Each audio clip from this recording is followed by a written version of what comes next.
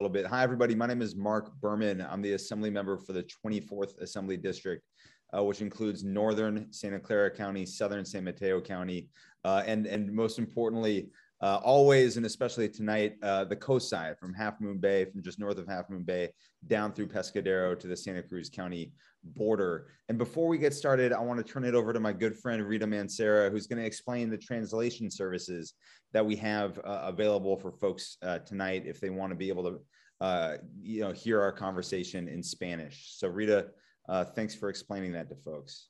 Yeah, no, thank you. I'm also really excited that we're offering this with interpretation, making these conversations more accessible to everyone.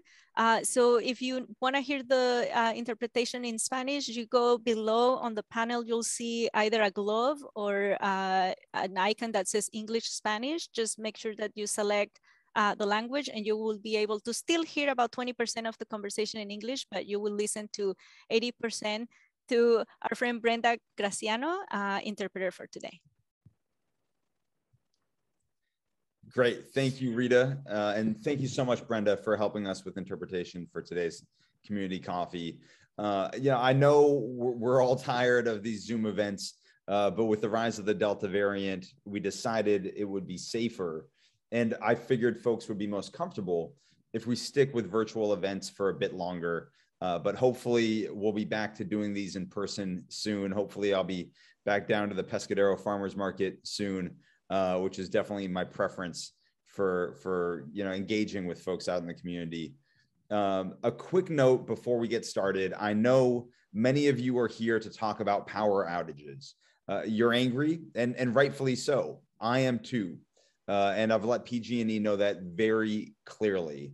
I'm going to give a brief legislative update about some of the legislation I've been working on over the past 10 months.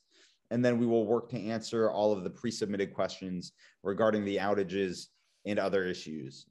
The legislative session ended about 3 weeks ago, and I'm excited to spend more time in the district over the next few months.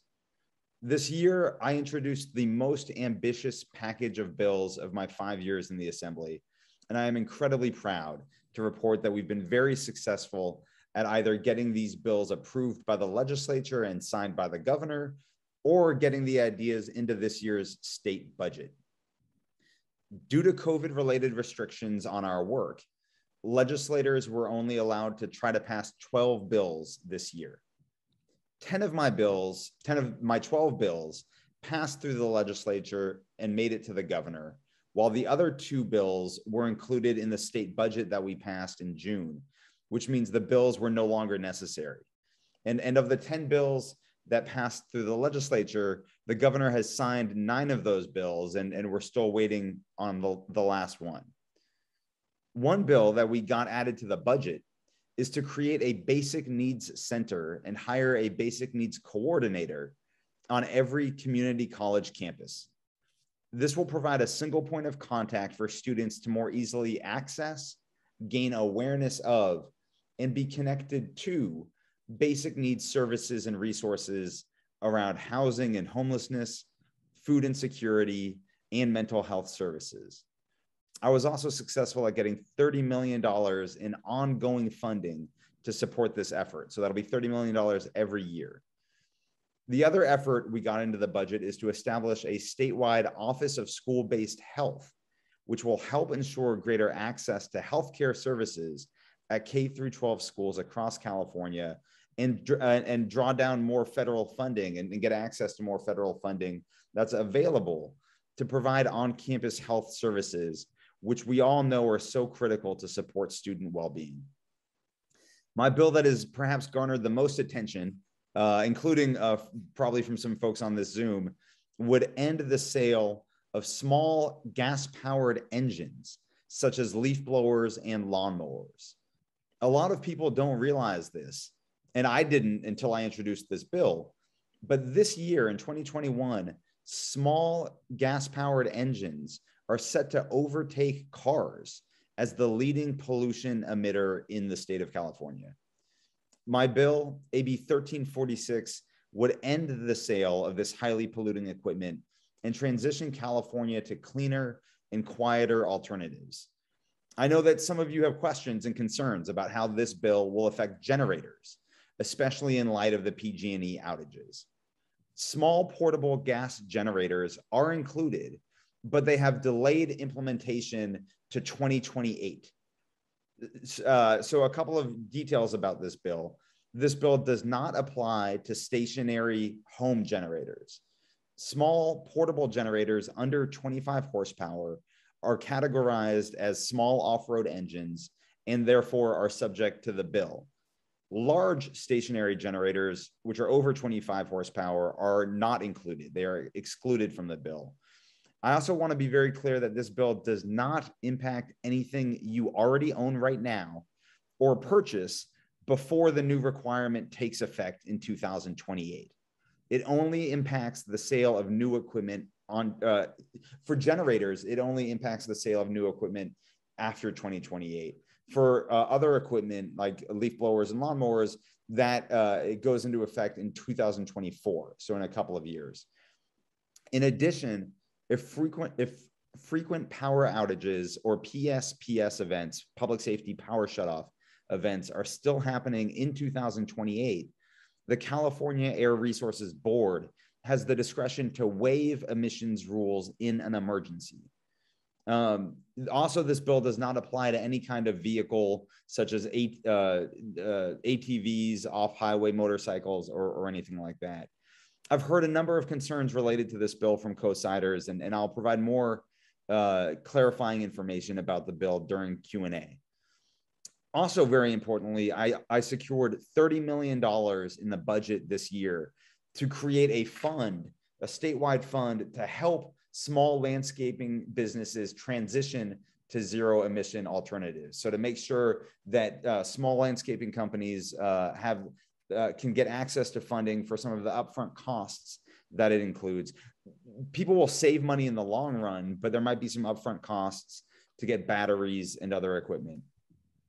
Last year, based on one of my bills in 2020, election officials mailed a ballot to every active registered voter in California, and every county adopted a ballot tracking system so that voters could be assured that their ballot was properly processed and counted. This emergency effort was wildly successful, and California had the highest voter turnout since Harry Truman was president back in 1952. This year, I wrote the law to make those vote-by-mail changes permanent, and Governor Newsom signed that bill last Monday. At a time when other states across the country are making it harder for people to vote, I'm proud that California is proving that we can have safe, secure, fair, and accessible elections. And this is actually something that San Mateo County was an early adopter of through the Voters' Choice Act. And San Mateo County was one of the first counties in the state to have this all-mail ballot where everybody in the county gets a ballot in the mail. This next bill is one that I think a lot of people can relate to.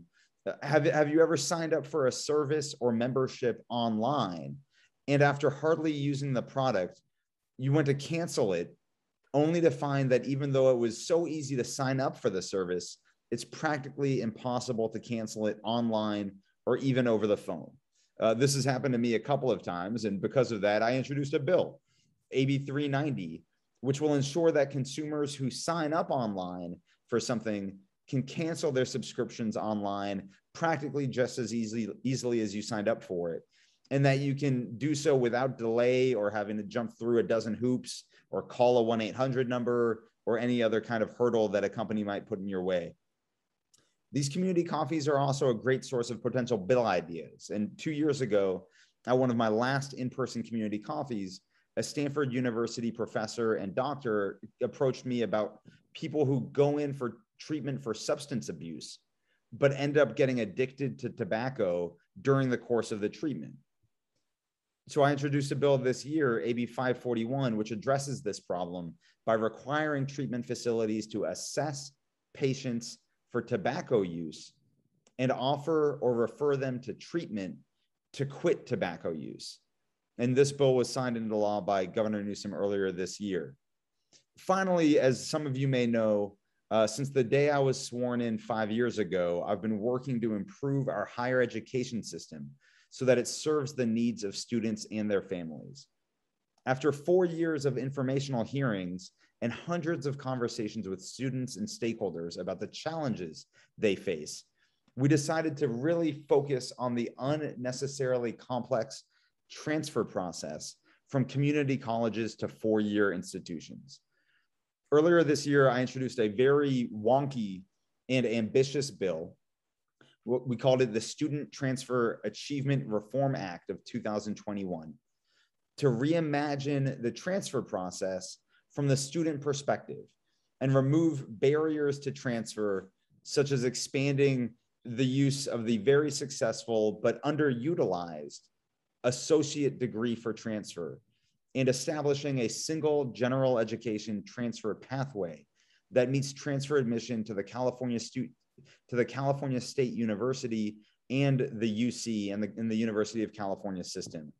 Going from two general education pathways to one makes it easier for students to apply to both CSU and UC, and keeps their options open if students don't yet know where they want to transfer. And this morning, I flew down to Los Angeles to join Governor Newsom at a bill signing ceremony where he highlighted this bill, AB 928, and its importance to helping millions of future Californians achieve their educational goals. As soon as the legislative session ended, I also pivoted to addressing another issue that I know a lot of constituents feel strongly about, which is reforming California's undemocratic recall process. As the chair of the Assembly Elections Committee, I am joining with my Senate counterpart to convene a series of joint legislative hearings in the next few months to begin a statewide discussion regarding reforms to California's recall laws. Our goal is to produce a proposal that will be taken up in the legislature next year. And I hope you will follow these conversations, because any substantive change to our recall process will require a change to the state constitution and need voter approval. As all of you can tell, I'm very passionate about what we've gotten accomplished this year. But as I mentioned, I know the main reason many of you are here tonight is to talk about PG&E power outages up and down the coast. I have heard from hundreds of constituents about this issue. Folks have shared with me the real life impacts these outages have had on them, like food spoilage and work disruptions, as well as the fears it brings to you and your loved ones, like fear of isolation, losing your job, and not being able to receive the needed health services. I want to let you know that I hear you, and I'm committed to pushing PG&E to improve. I've made this clear to PG&E directly. First and foremost, PG&E must do a better job notifying customers when a power outage occurs and providing more accurate information for the expected duration of these outages. At the root of these outages is a genuine effort to prevent fires and make Californians safer. However, failure to communicate these goals can and is causing more harm than good. My first demand of PG&E was for better communication. Yesterday, PG&E hosted a webinar where they explained the new technology and made themselves available for questions and answers. For folks who may not have been on the webinar or heard about it from PG&E, let me try to summarize what's going on. In the wake of some of the previous fires, specifically the Zog fire, a judge told PG&E that one solution to the problems for the fires they started was to implement a system to shut down the power immediately when a line disturbance occurs. This disturbance shuts down the power on the lines. Then a PG&E crew goes out to inspect the lines in daylight hours to determine what happened and what is necessary to fix a problem, if any, and turn the power back on. This inspection is done by truck or foot, or depending on the terrain, by helicopter. The Zog fire started when the lines were turned back on before an inspection occurred to determine whether or not the situation was safe. And as a result, turning the lines back on when it was not safe started a fire. PG&E claims that this new technology has led to a 60% decrease in ignitions and possibly prevented catastrophic fires. Many of the initial outages in the last month or so were caused because PG&E had an extreme degree of sensitivity for this technology. This meant that some of the outages were caused by a mouse or a squirrel or a bird. While the technology is meant to improve safety, problems include the extreme degree of sensitivity, the time taken to inspect the lines after they get shut off, the lack of communication about the outages from PG&E to customers and to legislators, by the way, and the lack of predictability for the length of these outages and how long they will occur. While I understand the sensitivity has been adjusted to lead to fewer outages, and there has been an effort to improve communication, there are still problems that are unresolved. It's important to note that these are not PS events. These are not public safety power shutoffs. These are shutoffs that happen due to disruptions to power lines, like a tree falling and landing on a power line. Therefore, a warning ahead of time is not possible. It's not like the public safety power shutoffs where they can notify you ahead of time that dry conditions and wind are going to cause them to shut off the power. However, this does not excuse the total failure of PG&E to more clearly explain the new technology and its impacts to all of you before they deployed it. I'm going to continue to push for better, more frequent, and more reliable communication. It is also time, it's past time, PG&E commit to hardening their power infrastructure, undergrounding more power lines to avoid these types of disruptions and shutoffs, increasing vegetation clearing, and faster patrols of the lines, which should lead to faster review and restoration of power. As we deal with the worsening impacts of climate change, we need to be better prepared for the impacts and threats this will have. Part of this will mean improving our electricity infrastructure, and as long as PG&E is the distributor of electricity in our region, we will need to insist that they continue to improve and protect their services. We cannot be in a situation where we are dealing with a false trade-off of either unreliable electricity or a fire. PG&E needs to be able to both limit fire risk and provide their customers the electricity you are paying for. I know PG&E is working on this, and I will not stop pushing them to improve as long as it is having these devastating impacts on my constituents. My staff will also add into the chat an email address and a phone number to reach out to PG&E with issues related to the outages. They assure me they will get back to you. They said within 48 hours. I'm going to push them to do it faster because I don't think 48 hours is satisfactory. But we're going to get it. We're going to keep on pushing them. Now, I've spoken too much, as I often do, but I want to pass the virtual microphone to our two fantastic guests joining us today. First up is San Mateo County Manager Mike Calaghey. Mike oversees the running of all daily county operations, and I had a chance to work with Mike during the heart of COVID, impacts in our counties. And Mike and his team just did an amazing job in San Mateo County, trying to protect people and keep people as safe as possible during some of the most trying times any of us have lived through. Thank you so much for joining us, Mike. Thank you, Assemblymember Berman. And I got to tell you how lucky we are to have you representing San Mateo County.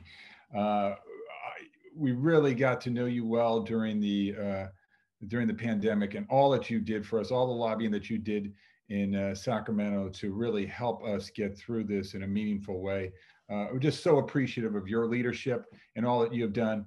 And we're lucky also to have Supervisor Horsley out there, who's been a great representative of the coast and all that he has done. So you two together make an incredible team out there, and we're just so lucky to have both of you. I also want to recognize Rita. She's unbelievable. Puente is one of our favorite partners in all that Rita does, not only during the pandemic and what she has done in the area of vaccinations and the assistance that she has given people. But going back to that CZU fire, I don't know what we would have done without Rita and Puente really helping us out as an extension of the county during that time. As everyone knows here, the last 18 months have been extremely, extremely difficult for all of us. And it's just so great to see the Assembly member carrying on business and doing all these great things in the middle of a pandemic. And we've tried to do the same here, whether it's getting water out to the school or looking at other aspects of issues on the county, in the county area and the coast, we're out there trying daily to try to get back to business as normal, making sure that we're available for all of you. And we'll continue to do that. Just a quick reminder, we are doing an incredible job on vaccines in this county. We're approaching 95% of those vaccinated, and we want to reach 100%. I would have never thought we would have got to 95, but we're just about there, and we want to get to 100%. And we have boosters coming up, opening tomorrow at the event center. We'll have boosters for those that are eligible, and certainly they'll be at the clinics, they'll be in the pharmacies. So we want everyone to avail themselves of the booster when their opportunity comes, and there won't be any shortage for that. And along those same lines, we've done an incredible job with testing, and we'll continue to test in this county and being one of the leaders in this county in regard to testing. But we want, and this is my purpose here for being here today, the county wants to be as transparent as possible. So if you have any questions, if you have any issues, I want you to feel free to ask them here. Call me anytime. You are our partners. We appreciate all the sacrifices you have made during this pandemic, and we want to be your partner. We're here for you. So thank you very much, Assembly Member. Thank you, Mike, and thank you again for all that you and your colleagues in the county are doing to help folks up and down the county. Just really grateful for our working together, and looking forward to working together even more. Now, someone we all, as Mike said, we all owe a debt of gratitude to for her hard work and dedication to Pescadero and the Coastside writ large. My former Woman of the Year, my first year in the Assembly in 2017, and our moderator tonight, Puente Executive Director Rita Mancera. Rita, would love it if you'd make some opening remarks before we jump into all of your questions. Thank you so much for having me. And my intro won't be long because I do want to get to the questions. Just for those who don't know me or don't know much about Puente yet, I want to share with you that even during the fires and the pandemic, Puente completed our strategic plan, and we have our priorities for the next 5 years. And I invite you to visit our website and see what goals we have. And some of those goals, I hope that surface today in the conversation. And I'm really grateful with the community, with our partners, with the Puente team, of course, but we have so many partners. There's rarely anything that Puente does alone. We work very closely with the school district, with other nonprofit organizations. We have this amazing relationship with the county where I feel that we can push and we can ask for things because we can support them as well. But more than anything, our community members is the reason why we are here.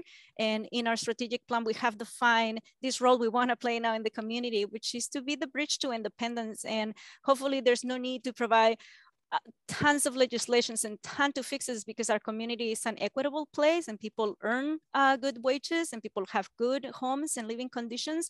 And that's what we are working for. And what we're going to start today is with some of the questions that were sent ahead of time, and I'll ask them, and then Assembly Berman can address them, and Mike, if he has also some comments to do. So the first question that came is, some of the first questions are related to the outages. What is being done about the continuing power outages? Households on the coast have had frequent and prolonged outages over the last month. We are not only left without electricity, but consequently water, internet, and phone services, which all require power. There is no way to call 911 if needed. What is the plan to fix this? Yeah, thank you, Rita, and thank you to folks who submitted questions about the power outages and the real life implications and impacts that they're having on all of you. As I mentioned in my talking points, these outages are unacceptable, and I've spoken directly to PG&E. And my staff has been in daily communication with PG&E since we started hearing from Coastsiders about these outages. And let me just say, I'm really angry that I had to hear about this from you instead of from PG&E, because PG&E should have been on the phone with me and my staff immediately when this started happening. And I've raised that frustration very clearly with the folks at PG&E. I know they hear me loud and clear. For starters, we need the sensitivity of the quick trip power line of this new technology to decrease. the power should not shut off every time there is a mouse or squirrel on the line. As we know from walking around anywhere, but especially on the coast, there are always animals, birds, mice, you name it, on the power lines, and we should not have 12-hour power outages or longer just because of animals being animals. I was pleased to hear from PG&E their plans to install additional animal protection on their equipment to increase targeted vegetation clearing, like I mentioned earlier, and increase asset hardening and inspections. Additionally, when the power does go off, it should not take so long to resolve the issue and investigate what happened. And PG&E needs to find a way to get that time down, to get the time that the power is out down, in addition to getting the number of times the power goes out down. In their webinar last night, PG&E did say they are fine-tuning the sensitivity of the sensors and have already cut the power restoration delays in half. That's a decent start. But as long as this is happening on a weekly basis or more, I'm going to keep on breathing down their neck to make sure that they're making improvements. PG&E also assured me that they are working to limit the scope of the investigation when power goes down to just areas closer to where the disturbance was. So they're not going to feel like they have to inspect the entire line for a big distance, but can really more target exactly where the disruption happened. They've also committed to continuing to speed up response times by improving internal coordination to patrol crews. And my hope is that everyone has already started to see improvements and that things continue to get better and better over time. As for damages incurred, I know some people reached out about damages incurred when there are outages. My staff and I have been reaching out to PG&E to talk with them about reimbursement for lost wages and food and other financial damages that occur when this power goes out. This is going to be a continuing conversation with them. And PG&E currently has some narrow programs in place to reimburse customers for these losses during specific kinds of planned outages that last over 48 hours. Obviously, these are unplanned outages that sometimes last less than 48 hours. And so those don't qualify for their current programs, but they should. And they should expand the scope of those programs to make sure that these reimbursements apply to these outages as well. So we're going to continue to reach out to PG&E and advocate for all of these changes. And Mike, I don't know if you have any comments that you wanted to add in. No, I think Assemblymember Berman, you really covered it well. I mean, we're frustrated by this too, because it really taxes our services on the coast and the communications that we have. So we are in constant contact with PG&E also in these cases and trying to get them to respond as quickly as possible, trying to update the public as quickly as possible. But these are unacceptable. In these modern times, there should be no way that we should be having these outages. So we all appreciate your efforts here. So maybe let's talk a little bit about the communication response. And as you were saying your answers, I was thinking whether you can push PG&E to actually have some representative to the coasts when we're calling, all of us, their main line, getting nowhere is very frustrating. But here's the question. Regarding power outages, the problem is not only that they are shutting the power off, is that there is no warning. Sometimes something trips the line and the power is out. Unlike the PSPS shutoffs last year, these outages, there's no communication. So how can PG&E improve the communication about the events, but also about when the power will be restored? Yeah, I think this is the point that I really hammered on PG&E at first when I reached out to them. I understand, these are not planned. These are not public safety power shutoffs. And so they can't necessarily tell you ahead of time that it's going to happen. But as soon as it does happen, they need to tell you where it happened, and they need to be able to very quickly tell you how long it's going to be out. And they need to tell me and Senator Becker and Supervisor Horsley and County Manager Calaghey, and all of the people who work in government in this area. They need to tell us that it's happening as well, so that we're aware of what is happening to our constituents, and so that we can press PG&E to act faster to resolve the situation. So it's a little bit more complicated than the public safety power shutoffs, and I know those are very complicated, to begin with. But PG&E needs to do a much better job communicating, these changes. And frankly, they should have done a better job explaining this to the community before they ever deployed the equipment, so that at least this wasn't such a shock to everybody when it happened. And I've made that very clear to them as well.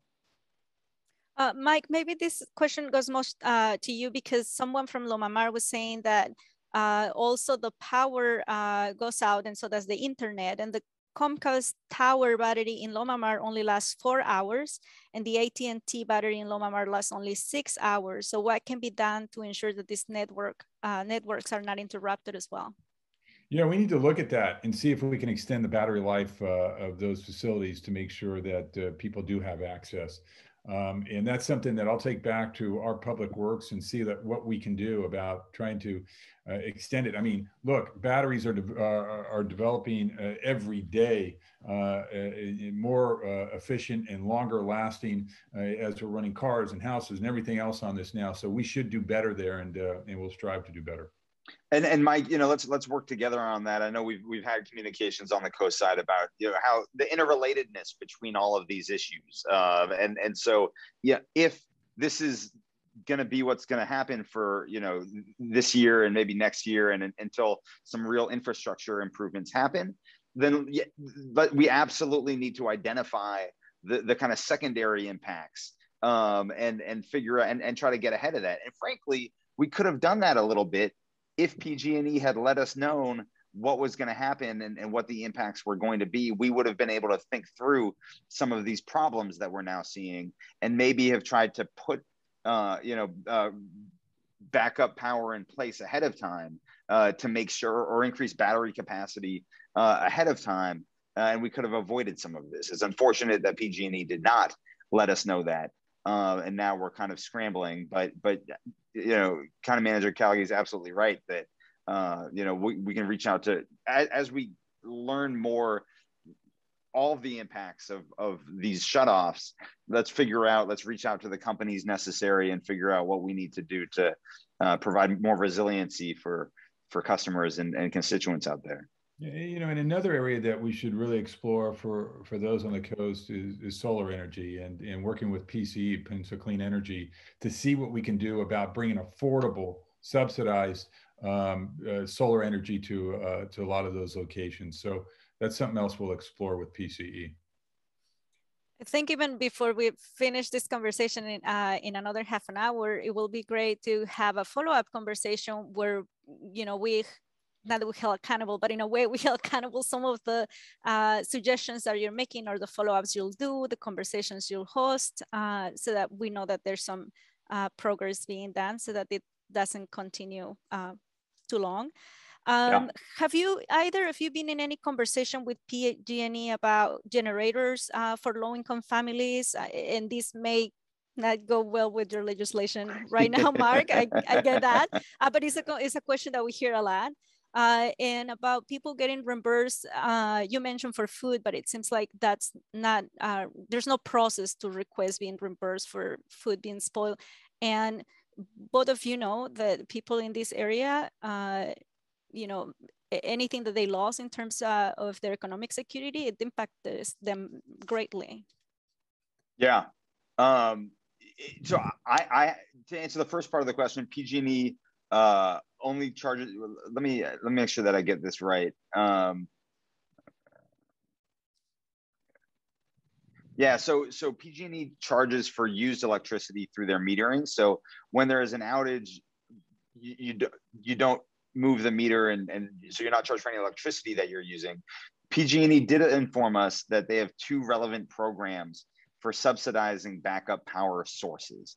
First, PG&E's portable battery program provides no-cost backup portable batteries for eligible customers who are enrolled in the medical baseline program, for example, and live in high fire threat districts, among other different eligibility requirements. And according to PG&E, their community-based partners are conducting initial outreach to all customers who meet the eligibility criteria to determine which customers are eligible to receive batteries and battery deliveries will take place between June through December of 2021. So that's something that we need to follow. My office will follow up with PG&E to find out who those, local partners are that they're working with, to make sure to reach out to people who qualify for that program. Second, PG&E offers eligible customers a rebate on the purchase of a qualifying generator, like you were mentioning, Rita. To qualify for the rebate, you must reside in Tier 2 or 3 high fire threat area, and you must meet one of the following criteria. You must either rely on well water pumping for your premise water needs, or you're enrolled in the medical baseline program, or you're a small micro non-critical care essential business. I know this is some pretty wonky stuff, and so we'll maybe find a way to get this to, provide this for people in an easier format. Maybe we'll add some of this information onto our website. But these small micro non-critical care essential businesses are like grocery stores, convenience stores, veterinarian services, dental offices, urgent care clinics, owners of mobile home parks. That being said, according to PG&E, they do not reimburse for losses related to unplanned outages. We talked about that earlier, and that's a problem. I have a problem with that, and that's a problem that I'll express to PG&E, and explain to them how unsatisfactory that is, given this new technology that they have deployed, which leads to weekly unplanned outages. If their technology is going to lead to weekly unplanned outages, they need to create a system to reimburse people who are impacted by those outages. So we're gonna work on that issue. This is all kind of new for us, and I think that's a huge weakness in their response. Okay. This is a different question, different thread of questions, but people are writing questions on the chat, and later on those will be monitored by Mark's team, and they will be addressed to some of those. It's all about time. This is a question about a road sign. The road sign across from Skywood Trading Post, telling people which direction to go to Santa Cruz, La Honda, or 92 has been missing for more than 2 years. Tourists and Bay Area folks are always lost and need help. Their cell phones don't work up there and they panic. Please put up signs to help drivers know where they are. Yeah, I know. I appreciate the heads up from the constituent who wrote in about this. And my office reached out to Caltrans, the state agency that oversees both those roads, about this issue, to request a replacement sign and to try to get a timeline for the replacement. We haven't gotten that timeline yet, but we did make that request, and we're working to improve Caltrans response times on the coast, which I know has also been a persistent issue that we've heard about, both from constituents and from the city of Half Moon Bay and others. And Mark, just along those same lines, I mean, the county managers, the city managers and I got together and with Caltrans, and we're working on a better mechanism of communication. We hope to talk with them on a monthly basis, to have some designee show up at our monthly meeting to really talk about issues in this county, whether it's the highways or road signs or encampments along the highways, that we would hope that they would work with us to correct. So we're going to have those ongoing conversations with them. So if we can help in that also, we're glad to do that. Great. Thank you. This question came specifically for Mike. How does coastal property that becomes public open space or environmental preserves affect the budgets for social services and education in coastal communities? While these properties become resources for all of San Mateo County residents and Californians, I'm wondering how it affects the local communities. Yeah, it's a really good question, because really it's a question of balance, right? We need open space for the public, and we so appreciate it, and we love the open space that we have in this county, but it does take those properties off the tax roll once they're purchased. Just to give you an idea, so for every tax dollar, 44% of that tax dollar goes to schools. 27% of it goes to the county for county operations, whatever it may be, in programs and those type of things. 17% goes to the cities. 11% goes to the special districts, and 1% goes to the RDA. So the money is carved up, and you know, it's striking that balance. You don't want too much, you don't want too little, and that's the constant balance we have to strike. Okay. This question is also related to education or to our schools. Pescadero High School hasn't had potable water. How long has this been going on?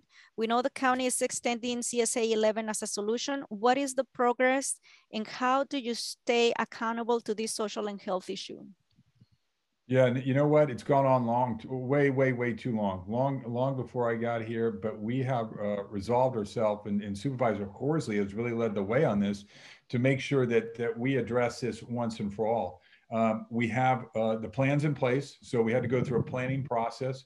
We have the plans in place to bring CSA 11 out there to the school, and now it's a matter of getting that project underway. It's going to be fully funded. We understand. Not by the county, but by the water district. So we're good with that. But the question of when it starts and when it will get out there is one that I'm not quite clear on. I know the plans have been placed, but there's many hoops we have to go through. We have to go through environmental studies and make sure that we do all the pre-work before we can actually start the installation of that pipeline. So we're in that phase right now. And along with that, we plan on putting a brand new firehouse out there also, you know, on this area, closer to town, I think, than, and on the, you know, where the flooding occurred on the other side of the flooding. So that is all in the works right now, and I can certainly follow up with a timeline. Thank you, Mike. The next question is related to transportation. There's no public transportation to Santa Cruz, and there's only one route twice a day that comes to Pescadero. College students have challenges getting to college. Do you think that transportation is adequate for the South Coast residents? And do you have any plans to do anything about it? Mike, I don't know if it's a question for me or you. I don't know, but I'm happy to answer. Is that, you know, this is the first I've heard of that, really, and we're happy to work with Samtrans to see if there's other opportunities there to get folks to Santa Cruz. It's a little interesting because across boundary lines with the county lines there, and I'm not sure how that would work out. But let me engage, you know, Samtrans, and they've been very receptive, and they're all about education and really helping people achieve their educational goals through transportation. And we don't want that to be a barrier for anyone who's seeking higher education. So let me engage them and see what we can do about transportation. And I mean, thank you, Mike, and let us know how we can help, and if, you know, there's funding that we can find, I'm all for it. I've been leading a lot on what we now call the real cost of college, right? Going to college, going to community college isn't just tuition and fees. It's housing, it's transportation, it's food, it's mental health care services, it's general health care services, it's books.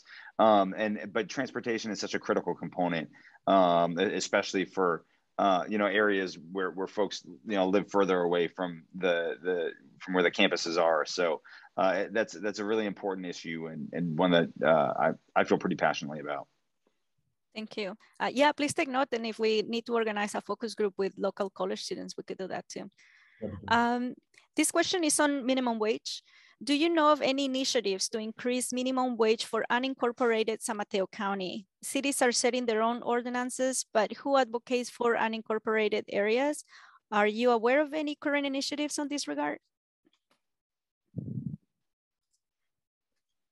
So I am not. We you know, we have the state minimum wage, and all municipalities have to follow the state minimum wage, which was increased. I've lost track of exactly where it is right now, but there's been an effort to increase that over the last couple of years.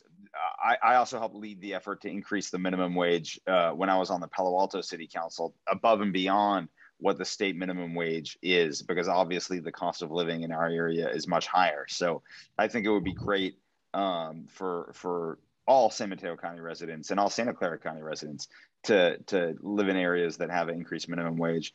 I don't know if there's discussion going on about that or not. Mike, let me know if you're aware of anything. I'm not aware of any discussion in regard to that currently going on in the county for unincorporated area. But maybe it's something that it's something folks should bring up with their county supervisors, it sounds like. Yeah, there was a panel with Latino farm workers in April with Supervisor Horsley. That was the first time that I heard about it, and they were very vocal about having some support advocating for the increase of minimum wage. Yeah. And Supervisor Horsley may have more information on that. I'm happy to check with him, but I'm not aware of. Thank you. Okay, 2 questions, and then we'll work on the chat. One is, I think, related to the work you're doing, Mark, is college debt is a huge issue. Students who made it through college end up with huge debts. Are you working on any legislation to support this issue? Yes, and I supported legislation this year to try to totally reform our process for providing financial aid to students who are going to college, to do exactly what I mentioned earlier, which is take into account the real cost of going to systems of higher education, community colleges, CSU, UC, because the way a lot of our systems are set up were based on the way the system worked 40 years ago or 50 years ago. And back then, it was a completely different student body, a completely different California, completely different costs. And so we need to provide financial aid and grants and not loans, but just, provide funding for students to cover the real cost. That includes so much more than just tuition and fees. So I was with my colleague, Assemblymember Kevin McCarty, who represents Sacramento, who's the chair of the budget subcommittee that oversees education funding. It's budget subcommittee 2. We were together earlier today in Los Angeles, and he has been a leader on a lot of these efforts to try to address a lot of the debt that students have, and just the increased costs of going to school. And I pretty much just co-sponsor whatever he does, because I know his heart's in the right place, and he used to work for the budget staff as a staffer before he got elected to the assembly. And so he's very knowledgeable about how to go about getting more funding for students, especially first generation students, English as a second language students, and others that are on the wrong end of the achievement gap that we have in California right now. So it's a big priority for me and my colleagues, especially as we have more funding. Now is the time to really put these budget surpluses that we have into addressing some of these kind of societal inequities that have led to a lot of students graduating with a ton of debt, and that therefore impacts every decision they make after they graduate. So it's definitely a big focus. And I know in San Mateo County, there's been a big effort by San Mateo County Community College District. Yeah, go ahead. I know John Pimentel's been leading that effort, and others on the Community College District and their leadership. Mike, you probably know more about that. Yeah, no, I mean, really, we've supported College for All. You have. The community college, and Supervisor Canepa brought this forward, and the board collectively funded $1 million a year for the next 2 years to subsidize college tuition for those who wish to attend our community colleges but can't afford to do so. And I know that the school district is allocating more money also to ensure that people don't have a barrier to getting in, that cost of getting in the books and all those type of things that the Assemblymember Berman, you were just talking about, all the things that are associated with college that they can help fund to make sure that everyone has an equal access to the colleges that we have in this county. Thank you. It's really exciting to hear about the work that is being done and some of the programs that are already approved. And yeah, students end up with, really large interest rates on the loans that they receive. And they're gonna be paying on those loans for the next 20 years. So thank you for addressing that. And the last question is- all I can say is with 4 kids who are in college at the same time, I can attest to the cost of college. So I feel the pain, and I feel sorry for everyone who has to go through that. I'm fearing the future 4 years from now. So are any of you working or supporting or exploring any real solutions for affordable housing for the South Coast? Go ahead. I was going to say, just from a state level, we are putting a ton of, $12 billion over the next 2 years into addressing housing and homelessness. So both homelessness services, wraparound services, mental health services, but also affordable housing. It's more money than the state has ever provided to counties and cities and local nonprofit agencies, affordable housing developers, to be able to really start moving the needle on addressing affordable housing and homelessness in our communities. A lot of that money is flowing down to our county governments, our city governments. I'm not familiar with specifically what's happening on the South Coast, but Mike, I don't know if you are. You can chime in on the more local, but we're putting so much money into this that we're worried that we're worried we're putting too much money in too quickly.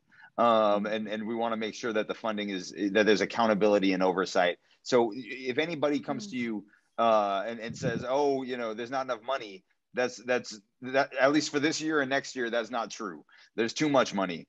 And we want to make sure that it's spent effectively for projects that can really, get affordable housing built quickly.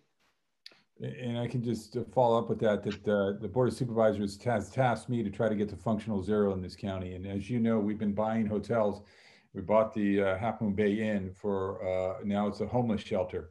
And our hope one day is to tear that down once we transition people out of there, because it's only a temporary facility, and build affordable housing there. We just pushed a button today, Assemblymember Berman, and thank you very much for your support on home key funding that we put in for almost $90 million today to open a navigation center, to buy more hotels and support these folks with wraparound services, while at the same time building affordable housing. And we understand how important it is to look for every opportunity to build affordable housing in this county, and quite frankly, to build market rate housing too, because we need all housing is good housing at this point time to try to get to a point where we have enough for everyone, which will lower the price of housing. It's all about supply and demand, and there is a huge demand and a very little supply right now. So we understand that, and we are making every effort. We're gonna make a coordinated effort here, and that we're bringing all cities in the county and all our partners together in March for a summit on homelessness and housing. And we expect to address a lot of great things at that conference. And thank you, Mike. I love all that. I agree with all of that. And one thing that's a little more relevant for the coast side, and thank you to my staff for getting this to me quickly. This year's budget included $130 million for the development, maintenance, and preservation of farm worker housing. And so that's something that's also available in this year's budget. And I will always support every effort to get every state dollar that's available into my district. So if people out there have ideas, no offense to Kevin Mullen, who's got the rest of San Mateo County, I want it in South County. If folks have ideas, don't hesitate to reach out. We'd love I'd love to fight for funding that comes back to the coast side and comes back to the South Coast to get affordable housing. Thank you. Mike, if you can maybe just start tracking. I have seen an increase of unhoused people in Pescadero, which I've never seen in the 15 years that I've been here, both on Latino farm workers and also Anglo folks in the community. And I don't know yet whether it is related to the pandemic or what's happening, but I hope that it doesn't become a trend, but it will be great if we can keep our ears and eyes open on that end. We're happy to work with you. Let us know. We'll get the hot team out there, homeless outreach team out there to talk with these folks and try to get them housed. And it's so important that we do find housing for them as quickly as possible. And then for those who are on the verge of losing housing, we need to make sure we step in and keep them housed and use some of the dollars from the state. And there's a lot of money coming down from the state, as the Assemblymember indicated. And believe me, every day we're fighting for that money. So we have some resources, and if we hear about it, we're going to try to do the best we can to keep people housed. Okay, Mark, I pass it on to you to go over the many chat questions. I don't know which one you're going to choose. There's many chat questions, and there are 5 minutes left. And let me say, we've done probably a half dozen, maybe even a dozen of these virtual, probably 10, maybe 6 to 10 virtual community coffees over the past year and a half. And we have gotten more questions in this one than in any other one before us. And so there's no chance we're going to answer all these questions. But we'll do our best to provide answers, afterwards or in a different way. One question that kind of discusses what we just talked about. The question was, I'd like to hear about outages, but I'd also like to hear about housing. What new legislation has passed about ADUs? How will that impact us in San Mateo County? And what other plans does Marc have to support affordable housing? A couple of quick hits on this. This year, AB 345 was introduced by my colleague Sharon Cork Silva from LA. It's ADU legislation, which was recently signed into law. This new law will remove existing barriers to affordable housing by allowing the separate sale of ADUs in specific circumstances. And that's the default in California, rather than requiring local jurisdictions to pass local ordinances to allow that, which is very onerous and leads to it not happening.